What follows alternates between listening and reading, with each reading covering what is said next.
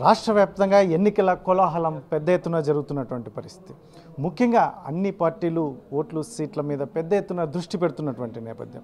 అందులోనూ ఈ మధ్యకాలంలో ముఖ్యమంత్రి జగన్మోహన్ రెడ్డి అనంతపురం జిల్లా పర్యటన సందర్భంగా కూడా వైసీపీలో ఉన్నటువంటి లుకలుకలు కూడా బయటపడినటువంటి నేపథ్యం. మరి మొత్తం మీద అయితే మాత్రం ఎలా ఉంటుంది? మాజీ మంత్రి పల్లె రఘునాథ్ రెడ్డి మనతో ఉన్నారు. ఏం చెప్తారు రానున్న ఎన్నికల నేపథ్యంలో పుట్టపర్తి నియోజకవర్గం ఎలా ఉండబోతోంది, సమీకరణాలు ఎలా ఉంటున్నాయి అనే అంశంపై మనతో మాట్లాడడానికి మాజీ మంత్రి పల్లె రఘునాథ్ రెడ్డి ఏం చెప్తారు సార్? ఏంటి సార్ మొత్తం మీద రాజకీయ వాతావరణం ఎలా ఉంది?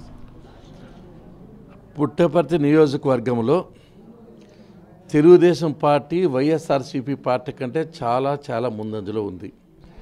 కారణం ఏమంటే ఈ పుట్టపర్తి నియోజకవర్గంలో 27 సంవత్సరాలుగా ఎండనక వాననక పగలనక రాత్రనక ఈ నియోజకవర్గంలో ప్రతి ఒక్క ఊరు 100 సార్లు పైసలకు పర్యటించడం జరిగింది. నేను చూడని ఇల్లు లేదు, తట్టని తలుపు లేదు, మాట్లాడిన మనిషి లేడు. పల్లెల్లో కానీ ప్రజల్లో కానీ ఒక గాలి వేవ్ క్రియేట్ చేశాను. పల్లె రఘునాథ్ రెడ్డి కష్టపడి పనిచేస్తాడు, నిజాయితీపరుడు. ఇటువంటి నాయకుడు మాకు అవసరం అనేది ప్రజలకి బాగా నాటుకొని పోయింది. ఎవరికి ఏ కష్టం వచ్చినా, ఇబ్బంది వచ్చినా, సమస్య వచ్చినా నేను నా కుటుంబ సమస్య కంటే ఎక్కువగా భావన చేస్తున్నా. ఎవరు చనిపోయినా, యాక్సిడెంట్ అయినా, ఇల్లు కాలిపోయినా, హాస్పిటల్లో ఉన్నా 108 రాదు కానీ పల్లె రఘునాథ్ రెడ్డి వస్తా అనేది ప్రజలందరికీ తెలిసిన నిత్య సత్యం. ఇది ఒక కంచుకోట మాదిరి తయారు చేశాం ముందు నుంచి కూడా. కాకపోతే మనం ఒక్క ఛాన్స్ని ఓడిపోయినాం తప్ప సాధారణంగా తెలుగుదేశం పార్టీని పుట్టపర్తిలో ఓడించే శక్తి వైఎస్ఆర్సీపీకి లేదు. ఈసారి ఎమ్మెల్యే చేసిండే పనుల వలన, అంటే బిల్డర్ దగ్గర వసూలు చేయడం వల్ల, ల్యాండ్ గ్రాబింగ్ చేయడం వల్ల, అదేవిధంగా అక్కడక్కడ లేఅవుట్లో డబ్బులు తీసుకోవడం వల్ల, ఆయన ఇక్కడ అందుబాటులో లేకపోవడం వల్ల, రెండో శ్రేణి నాయకులు న్యాయం చేయడం వల్ల శ్రీధర్ రెడ్డిని మేము కాదు కదా, వాళ్ళు వైఎస్ఆర్సీపీ నాయకులు వర్గం ఓడించాలని ఒక పక్క ఖచ్చితంగా ఉన్నారు. అదేవిధంగా మా ఊరు కూడా కష్టం. ఈ 5 సంవత్సరాలు చాలా ఇబ్బందులు పెట్టారు, ల్యాండ్లో ఇబ్బంది పెట్టారు, పెన్షన్లు సరిగ్గా ఇవ్వడం లేదు, అన్ని రకాలుగా కష్టాన్ని చర్యలు చేస్తున్నారు. ఈ ప్రభుత్వం ఎప్పుడు పోవాలని చెప్పి ప్రజలు వైపు చూస్తున్నారు. అన్నిటికంటే ముఖ్యమైన పాయింట్ ఏమంటే జనసేన కూడా మాకు అగ్నికి వాయువు తోడేంట్లో తోడవుతుంది. ఇక్కడ జనసేన కూడా కొంతమంది సంబంధించి ఉన్నారు. అదేవిధంగా ఒక పక్కన జగన్మోహన్ రెడ్డి మీద ఉద్యోగస్తులంతా చాలా వ్యతిరేకంగా ఉన్నారు. అది ఒక మాకు కలిసి వచ్చే అంశం. ఏ ఒక్క ఉద్యోగస్తు కూడా అన్ఫార్గా ఉండడానికి అవకాశం లేదు. అన్ని వర్గాల ప్రజలకు తీవ్రమైన అన్యాయం చేసి అందరూ కాసుకొని కూర్చున్నారు.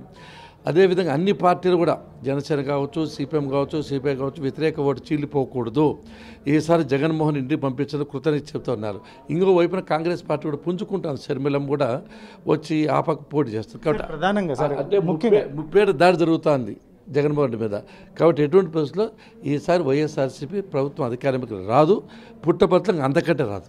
సార్ ప్రధానంగా వైసీపీకి సిట్టింగ్ ఎమ్మెల్యే మీద సాక్షాత్ ముఖ్యమంత్రికి ఆ పార్టీ 3 వర్గాలుగా చీలిపోయి కూడా అగనెస్ట్గా అతని మీద కంప్లైంట్ చేసినటువంటి పరిస్థితి, అక్కడ కూడా ముఖ్యమంత్రి సాక్షాత్ బుజ్జగించినటువంటి పరిస్థితి. ఎలా చూస్తారు దీన్ని? రానున్న ఎన్నికల్లో ఇది ఏమైనా ప్రభావం చూపే అవకాశం ఉంటుంది? డెఫినెట్గా ఎవరైతే యాస్పిరెంట్స్ ఉన్నారో వాళ్ళు కూడా ఈ పార్టీ కోసం అహర్నిశలు కృషి చేశారు. నాకు తెలిసి వాళ్ళకి తగిన గుర్తింపు ఇచ్చినట్లేదు కాబట్టి వాళ్ళకు కూడా టికెట్ మాకు కావాలనే ఆలోచన వాళ్ళకు ఉన్నట్లుంది. కాబట్టి వాళ్ళు కూడా ఎమ్మెల్యే మీద కోపం అన్నమాట వాస్తవం. అది ముఖ్యమంత్రి సమక్షం కూడా వచ్చింది. అదే కాకుండా మా పార్టీ నాయకులు, కార్యకర్తలు బలం మాకు కూడా ఉంది. కాబట్టి ఎటువంటి పరిస్థితుల్లో కూడా ఈసారి వైఎస్ఆర్సీపీ అధికారంలోకి రాదు. ఇక్కడ పుట్టపర్తిలో ఎక్కువ మెజార్టీ మేము గెలిచే అవకాశం ఉంది. సార్ జగన్మోహన్ రెడ్డి అనంతపురం జిల్లాలో పర్యటిస్తూ చంద్రబాబు నాయుడుకి స్టార్ క్యాంపెయిన్లుగా షర్మిల కావచ్చు, పురంధేశ్వర్ కావచ్చు, ఇటువంటి వాళ్ళు పనిచేస్తున్నారు ఇంటర్నల్గా అని చెప్పినటువంటి నేపథ్యం ఎలా చూస్తారు దీన్ని? అసలు చంద్రబాబు నాయుడు గారికి ఆయనే సాటి. ప్రపంచవ్యాప్తంగా చంద్రబాబు నాయుడు గారికి ఉండే రాజనీతిజ్ఞత కానీ, ఆయనకుండే రాజకీయ చాతుర్యం కానీ, ఆయనకుండే విలువ కానీ, ఆయనే పెద్ద స్టార్ క్యాంపెయినర్. ఆయన మించిన నాయకుడు ఎవరు అవసరం లేదు. తెలుగుదేశం పార్టీకి ఆయన బ్రాడ్ అంబాసిడర్. కాబట్టి పవన్ కళ్యాణ్ కూడా మంచి నాయకుడు, ఆయన కూడా చేస్తారు. కాబట్టి వీళ్ళు చేయడం వల్ల ప్రభావితం చేసే శక్తి సమర్థ వీళ్ళిద్దరికీ ఉన్నాయి. మిగతా కూడా ప్రచారంలో పాల్గొంటారు, దాంట్లో అభ్యంతరం ఏమి లేదు. ఫైనల్గా చెప్పండి సార్, ఇప్పుడున్న పరిస్థితులు ఎస్పెషల్లీ పల్లె రఘునాథ్ రెడ్డికి కాకుండా వాళ్ళ కుటుంబానికి టికెట్ అనౌన్స్ చేయబోతుంది తెలుగుదేశం పార్టీ అనేది జిల్లా వ్యాప్తంగా చర్చ. దీని మీద మీకు ఎంతమైన క్లారిటీ ఉంది? అంటే యూత్ ఉంటే బాగుంటుంది ఆలోచన ప్రభుత్వం అనుకున్న మాట వాస్తవమే. చంద్రబాబు నాయుడు గారికి ఉన్న మాట వాస్తవమే. యూత్ ఇస్తే బాగుంటుంది. కానీ ఈ టైంలో నాకున్నంత ఈజు నా కొడుకు కానీ నా కోడలు కానీ ఉండదు నా అభిప్రాయం. ఎందుకంటే చంద్రబాబు నాయుడు గారు ముఖ్యమంత్రి కావాలి. దానికోసం నాకుండే పరిచయాలు కానీ నాకుండే ఫెమిలియారిటీ కానీ ప్రజల్లో నాకు అందుబాటులో ఉంటానది కానీ ప్రతి ఒక్క ఇంటికి నేను పరిచయం ప్రతి ఒక్క చిన్న పిల్లల కాంచి ముసలి వాళ్ళ వరకు పల్లె రఘునాథ్ వరకు తెలుసు. కొడుకో కోడలు వస్తే వాళ్ళు పరిచయం చేయాల్సిన అవసరం వస్తుంది. ఇది టైం తక్కువ. అది ఒకటి నాకు కలిసి వచ్చే అంశం. రెండోది చాలా ఇతర పార్టీల నాయకులంతా మరీ ముఖ్య వైఎస్ఆర్సీపీ నుంచి నా మీద నాకు నమ్మకంతో నా మీద విశ్వాసంతో చాలామంది వలసలు వస్తున్నారు. ఈ రెండు ఉంటాయి కాబట్టి ఈసారి నేనే పోటీ చేస్తానని చెప్పి అధిష్టానికి చెప్పాను.